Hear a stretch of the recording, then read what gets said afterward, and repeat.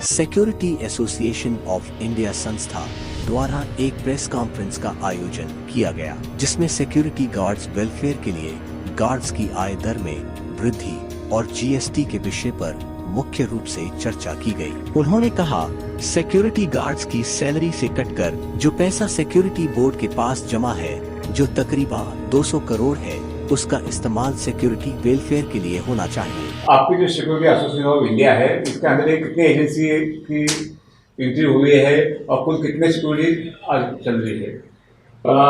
हमारा जो security association of India, जितनी अच्छी सिक्योरिटी एजेंसियां हैं, तकरीबन 450-500 हमारे मेंबर हैं और अभी हम बढ़ा रहे हैं, क्योंकि जो जब से जो पसारा एक्ट आया है, private security agency regulation act आया है, तो इसके हिसाब से लाइसेंस लेना हर एक प्राइवेट सिक्योरिटी एजेंसी को बहुत ज़रूरी है।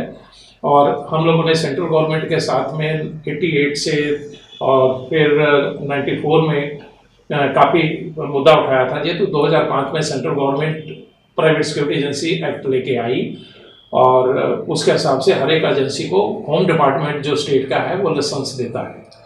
क्या क्या है, किससे प्रोवाइड किया है सेंट्रल गवर्नमेंट ने आपके आएगा, तो आपको किस तरह से सेंट्रल गवर्नमेंट ने जो private security agency regulation act है और लाइसेंस रिन्यू के लिए भी जो है ना प्रोविजन होना चाहिए, तो जो सेंट्रल गवर्नमेंट ने हमारी 5-6 डिमांडें मान ली हैं।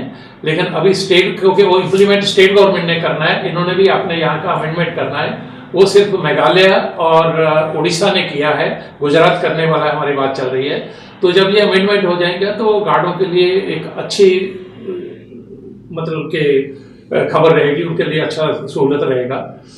और जहाँ तक सिक्योरिटी गार्ड है, देखो कहीं पे भी वो फ्रंट में आता है, क्रिमिनल सबसे पहले वो क्रिमिनल को फेस करता है, तो सिक्योरिटी गार्ड को एक प्रोटेक्शन मिलनी चाहिए कि अगर उसके ऊपर कोई अटैक हुआ है तो पुलिस उसको आके तंग ना करे, बल्कि उसके साथ में आके कोऑपरेट करे। तो नॉर्मली जनरल केसेस में देखा गया है, बहुत जगह पे पुलिस कोऑपरेट करती है, मैक्सिमम करती है, लेकिन कई जगह पे सबसे पहले गार्ड के ऊपर ही शक किया जाता है और उसको बगैर देखे हुए अंदर डाल दिया जाता है। तो ये गवर्नमेंट को थोड़ी प्रोटेक्शन देनी चाहिए, ये हमारी उनसे मांग है।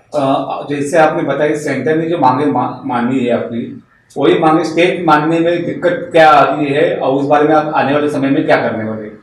स्टेट को दिक्कत कुछ नहीं है, लेकिन सिर्फ लापरवाही है। जितने तरीके से करना चाहिए, जिस सीरियसली इसको लेना चाहिए, स्टेट ने उतना सीरियसली नहीं लिया है। तो उसके लिए हम लोग हर एक कंट्रोलिंग अथॉरिटी को लिख रहे हैं। हमने हर एक उनको ड्राफ्ट भी भेजा है। ये जो अमेंडमेंट किया है, तो उड़ीसा ने और मेघालय ने हमारा ड्राफ्ट किया वो ही भेजा है। बाकी स्टेट गवर्नमेंटों के साथ भी हमारी बातचीत चालू है कि आपने तो सिर्फ पास करवाना है, ये सेंट्रल गवर्नमेंट ने पास कर दिया, तो इसे जल्दी पास करवा दीजिए। और कुछ सिक्योरिटी ऐसे भी है जो प्राइवेट सिक्योरिटी जो रजिस्टर नहीं है, मगर सस्ते दामों पे वो सोसाइटी रखती है, तो ऐसी सिक्योरिटी को कंट्रोल लाने के लिए आप क्या मांग करोगे? हमारा एजेंसी ना चलाता हो antecedents of the owner of the security agency.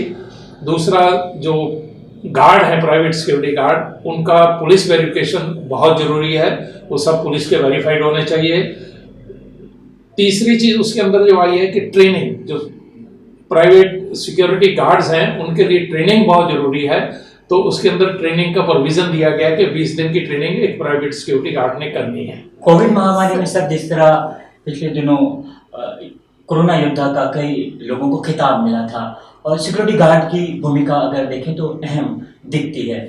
सरकार से, प्रशासन से कई सिक्योरिटी गार्ड ड्यूटी करते समय वो भी गुजर गए, कोरोना के शिकार हो गए। ऐसे में सरकार से, प्रशासन से आपने क्या मांगे रखी हैं? हमने सरकार से मांगा है कि जैसे आपने पुलिस को और दूसरे डिपार्टमेंट को जो है ना, वो अपना कोरोना वॉरियर का जो दर्जा दिया हुआ है, तो वो हमारे तो जो प्राइवेट सिक्योरिटी गार्ड है वो तो सबसे पहले फ्रंट में आते हैं। सबसे पहले चाहे हॉस्पिटल हो, बैंक हो, हाउसिंग सोसाइटी हो, तो उनको भी उसी कैटेगरी में आपने रखना चाहिए।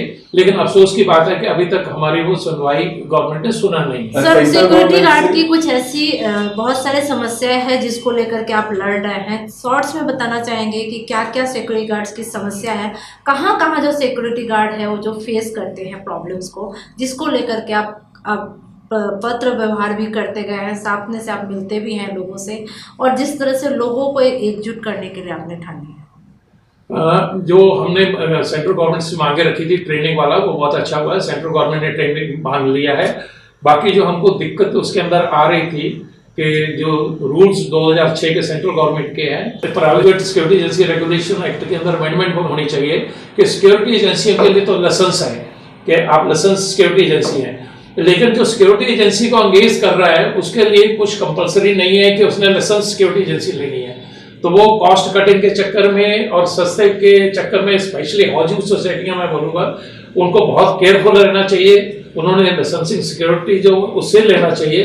तो इस एक्ट के अंदर एक अमेंडमेंट करनी चाहिए कि जैसे सिक्योरिटी एजेंसी आप बगैर लाइसेंस के चलाएंगे तो आपको पनिशमेंट या फाइन है, इस तरीके से जो एंगेज कर रहा है उसके लिए भी अगर ये क्लॉज आ जाएगा, उसके अंदर लॉ आ जाएगा कि आपने सिर्फ लाइसेंस सिक्योरिटी एजेंसी से करना है, तो ऑटोमेटिकली इंप्रूवमेंट हो जाएगा। सिक्योरिटी एक्ट के तहत आप 3% जो सिक्योरिटी है उसकी सैलरी से काटते हैं, तो उसका यूज किस तरह से होता है? गवर्नमेंट के पास किस तरह से कितने पैसे जमा हुए और उस पैसे के लिए आप क्या मांग करोगे सिक्योरिटी गार्ड के लिए?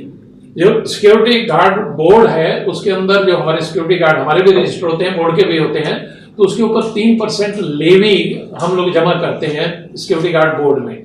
उसका तकरीबन जो मेरे को आरटीआई के अंदर मैंने लिया हुआ था 2 साल पहले तक 100 करोड़ से ज़्यादा उनके पास फंड पड़ा है।